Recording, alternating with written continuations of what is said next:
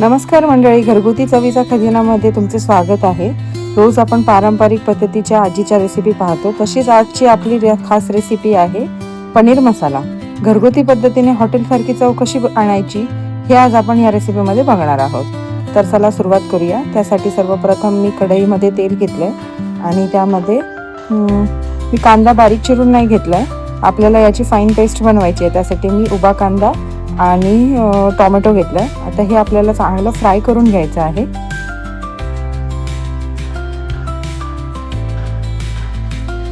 तुमच्या भाजीच्या क्वांटिटीनुसार तुम्ही कांदा कमी जास्त करू शकता।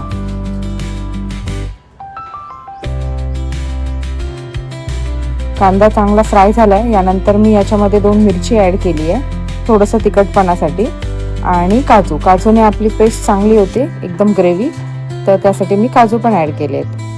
आता हे सगळं थोडंसं गरम झाल्यानंतर एका मिक्सरमध्ये काढून आपल्याला याची एक फाईन पेस्ट बनवून घ्यायची आहे। तुम्ही पाहू शकता आपली छान अशी ग्रेव्ही तयार झाली आहे। आता त्याच कढईमध्ये मी 2 चमचे आलं लसूण पेस्ट घेतले आणि त्याच्यावर लाल तिखट टाकले। लाल तिखट असं तेलावर टाकल्यामुळे भाजीला चांगला कलर येतो। थोडंसं एकत्र झाल्यानंतर आता यामध्ये आपण जी तयार केलेली ग्रेव्ही आहे, पेस्ट आहे, ती आपल्याला याच्यामध्ये ऍड करायची आहे। पेस्ट आता चांगली आपल्याला एकजीव करून घ्यायची आहे मसाल्यामध्ये, आणि त्यानंतर ती ग्रेव्ही आपल्याला थिक होईपर्यंत चांगली परतून घ्यायची आहे। तर तुम्ही पाहू शकता की आपली ग्रेव्ही तयार झाली आहे, सर्व की ती एकत्र होऊन आली आहे। आता यामध्ये मी धना जिरा पावडर ऍड करते 1 टेबलस्पून।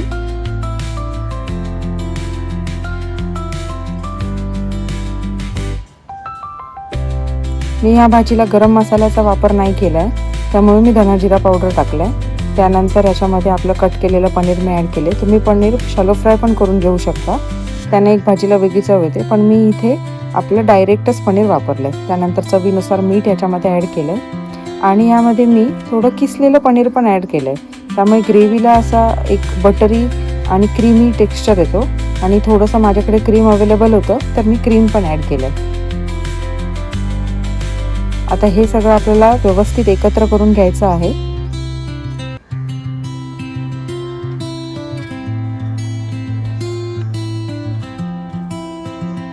आता थोडंसं पाणी घालून आपल्याला 5 मिनिटं याला उकळी आणायची आहे। यानंतर यामध्ये मी कसुरी मेथी आणि कोथिंबीर ऍड केली आहे, आणि आपली अशी क्रीमी टेक्स्चरवाली हॉटेलसारखी आपली पनीर मसाला तयार झालेला आहे। तुम्ही पण नक्की घरी करून बघा आणि मला कसा वाटला हे कमेंटमध्ये नक्की सांगा। थँक्यू।